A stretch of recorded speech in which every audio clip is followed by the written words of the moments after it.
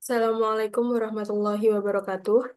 Perkenalkan, nama saya Alfia Nurrohma, nomor induk mahasiswa 3042409. Di sini saya akan mempresentasikan hasil diskusi kelompok saya, dan termasuk ini saya akan mempresentasikan tugas ujian tengah semester. Yang oke, langsung saja. Ini dengan tema peradaban Islam masa Khulafaur Rasyidin 632 sampai 661 Masehi, masa Utsman bin Affan dan Ali bin Abi Thalib.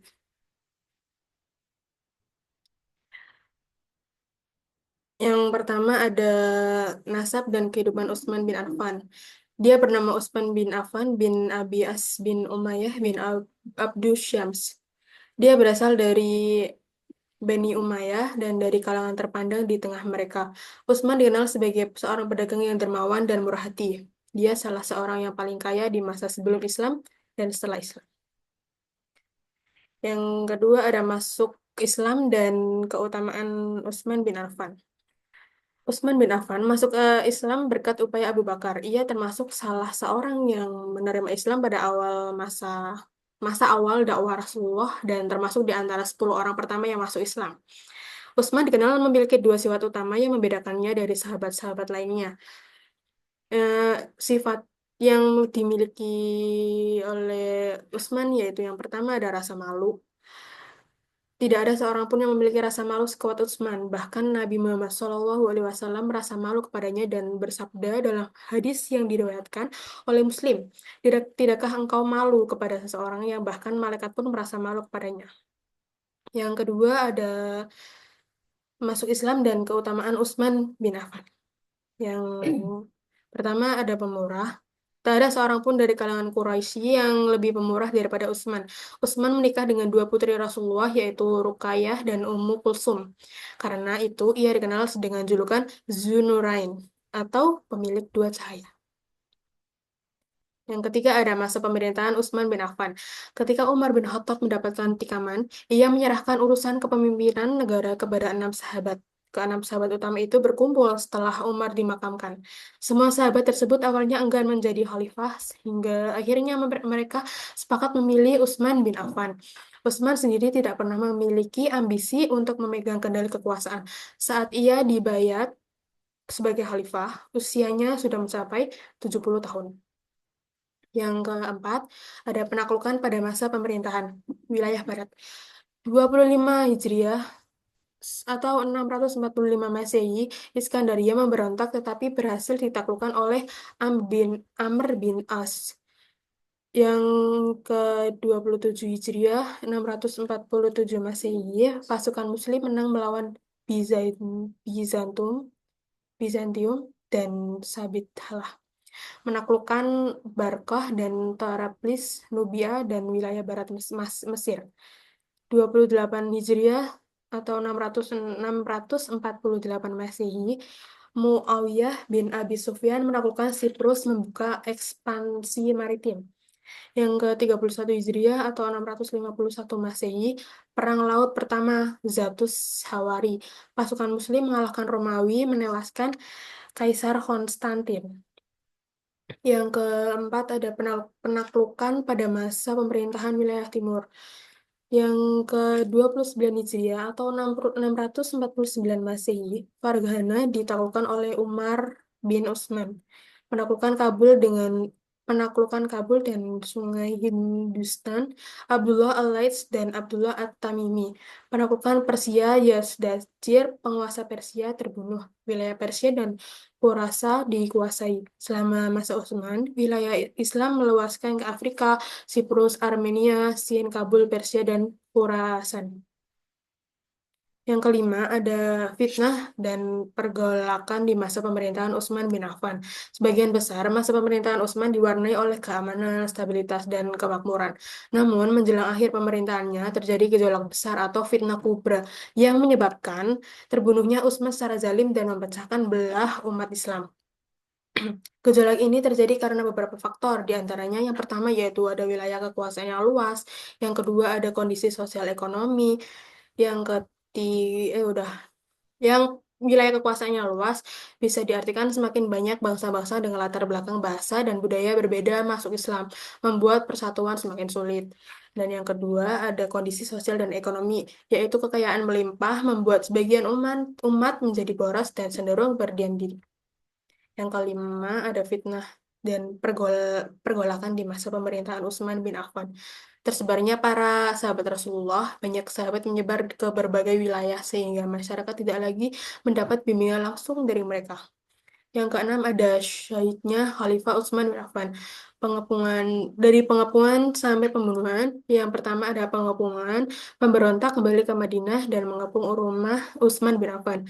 Permintaan Utsman meminta para sahabatnya untuk tidak melawan pemberontak guna menghindari pertumpahan darah. Yang ke pembunuhan, pemberontak akhirnya masuk ke rumah Utsman dengan melompati pagar dan membunuhnya dengan pedang. Yang ketujuh yaitu ada keutamaan dan warisan Utsman bin Affan. Yang pertama ada membeli sumur Raumah. Utsman membeli sumur Raumah dan menyerahkannya kepada kaum muslimin agar dapat dimanfaatkan bersama.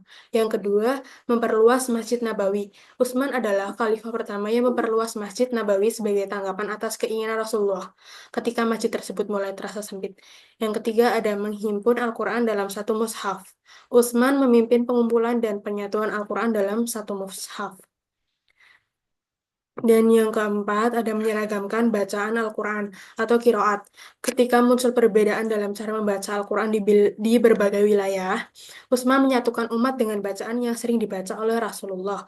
Mushaf tersebut dikenal sebagai Ras Utsmani dan Utsman memerintahkan pembakaran mushaf-mushaf mushaf-mushaf lain yang berbeda. Hingga hari ini, Ras Utsmani tetap menjadi standar bacaan umat muslim di seluruh dunia. Yang pertama ada riwayat Ali bin Abi Thalib. Dari mulai kelahiran, nah, Ali bin Abi Thalib lahir di Mekah, Hijaz pada 13 Rajab 600 Masehi. Nama asli Haidar bin Abi Thalib diubah oleh Nabi menjadi Ali. Nah, yang kedua ada masa mudanya Ali bin Abi Thalib. Yang pertama generasi pertama Ali bin Abi Thalib yang memeluk Islam setelah Khadijah dibesarkan di rumah Nabi Muhammad SAW, mengenal langsung nilai spiritual. Yang kedua, Ali bin Abi Thalib diangkat menjadi khalifah setelah terbunuhnya Utsman. Kaum muslimin di Madinah didukung oleh pasukan dari Mesir, Basrah, dan Kufah meminta Ali menerima baiat sebagai khalifah. Meskipun awalnya Ali menolak dengan sopan, ia akhirnya menerima jabatan tersebut karena desakan dari banyak pihak dan kondisi keamanannya tidak stabil. Baiat ini dilakukan di Masjid Nabawi pada hari Jumat 13 Zulhijjah 35 Hijriah atau 23 Juni 656 Masehi. Yang ketiga ada Perang Jamal 36 Hijriah atau 656 Masehi. Setelah diangkat menjadi khalifah, Ali menghadapi pemberontakan dari Aisyah, Zubair, dan Talhah. Mereka menuju Basra dan mengambil alih kota tersebut dengan tujuan menuntut balas atas terbunuhnya Utsman. Ali berusaha mengirim utusan untuk berdialog dengan mereka dan sempit hampir mencapai kesepakatan damai.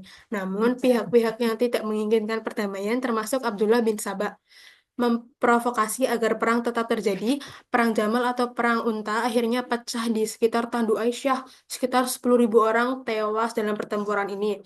Setelah pertempuran usai, Ali berhasil mengendalikan Basrah. Yang keempat ada Perang Siffin 37 Hijriah atau 657 Masehi. Perang Siffin terjadi di antara Ali dan Muawiyah bin Abu Sofyan, gubernur Syam yang menuntut Ali untuk mengadili para pembunuh Utsman. Ali mengirim utusan, tetapi negosiasi gagal dan pertempuran pun tak terhindarkan. Dalam pertempuran ini, ketika pasukan Ali hampir menang, pasukan Muawiyah mengangkat mushaf dan meminta tahkim atau arbitras menggunakan Al-Quran. Ali menyadari bahwa ini hanyalah taktik untuk menghentikan perang, tetapi sebagian besar pasukannya memaksa Ali menerima tahkim tersebut. Amr bin As menjadi wakil Muawiyah, sedangkan Abu Musa al-Asy'ari menjadi wakil Ali. Yang kelima, munculnya kaum Khawarij. Setelah tahkim, kelompok Khawarij muncul sebagai reaksi terhadap keputusan Ali. Mereka menuduh Ali dan semua yang terlibat dalam tahkim telah kafir karena menerima keputusan selain dari Allah. Kelompok ini dikenal sebagai kaum ekstrim dan radikal, serta memberontak terhadap pemerintah yang mereka anggap tidak adil. Yang keenam, peristiwa tahkim. Peristiwa tahkim berlangsung di Daumatul dan Jandal pada 15 Rajab 37 Hijriah. Sayangnya, perundingan ini tidak membuahkan hasil. Kedua belah pihak tetap bersikeras dan pasukan kembali ke wilayah masing-masing. Dan yang ketujuh, meninggalnya Ali bin Abi Thalib. Masa kekhalifannya, Ali dipenuhi dengan tantangan dan fitnah. Selain perlawanan dari Syam dan Irak, kemunculan Khawarij semakin memperburuk situasi. Kelompok Khawarij merencanakan pembunuhan terhadap Ali pada 17 Ramadan 40 Hijriah atau 660 Masehi. Abdurrahman bin Muljam, anggota Khawarij, berhasil melukai Ali dengan pedang beracun ketika beliau sedang menuju masjid untuk mengimami salat subuh. Ali wafat karena luka tersebut dan jenazahnya dimakamkan secara sederhana. Wafatnya Ali meninggalkan duka mendalam bagi umat Islam dan menjadi akhir dari masa Khulafaur Rasyidin.